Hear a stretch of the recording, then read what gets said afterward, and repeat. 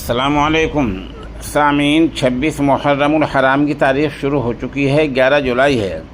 خبر کا عنوان ہے ویتنام میں 15 ہندوستانی سیاح ڈوب کر موت کا شکار ہو گئے ہیں۔ خبر سنیے تفصیل سے۔ ویتنام جانے والے ہندوستانی سیاحوں کے ساتھ ایک بڑا حادثہ پیش آیا ہے۔ وہاں کے ہنوئی علاقے میں ہندوستانی سفارت خانے نے اطلاع دی ہے کہ آج بار کے دن سنیچر کے دن ویتنام کے ایک جزیرے کے پاس متعدد ہندوستانی سیاحوں کو لے جانے والی ایک اسپیڈ بوٹ کشتی الٹ گئی۔ بھارتی مشن نے حادثے کی خبر دینے کے لیے کنٹرول روم قائم کر دیا ہے۔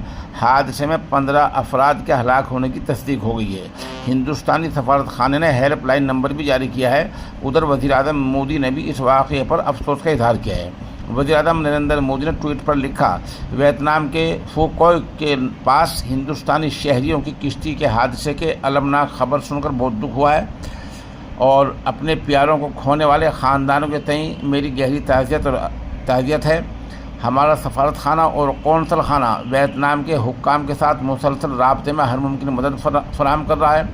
ادھر جنوبی ویتنام کے حکام کا کہنا ہے کہ اسپیڈ بوٹ الٹنے سے 15 ہندوستانی سیاح ہلاک ہو گئے ہیں۔ حکام نے بتایا کہ کشتی میں 32 ہندوستانی سیاح تھے اور عملے کے 4 ارکان سوار تھے۔ جب یہ ویتنام کے فوکوک قریب ہون میرٹ نگوئی جزیرے کے پاس پہنچے تو وہاں کشتی الٹ گئی۔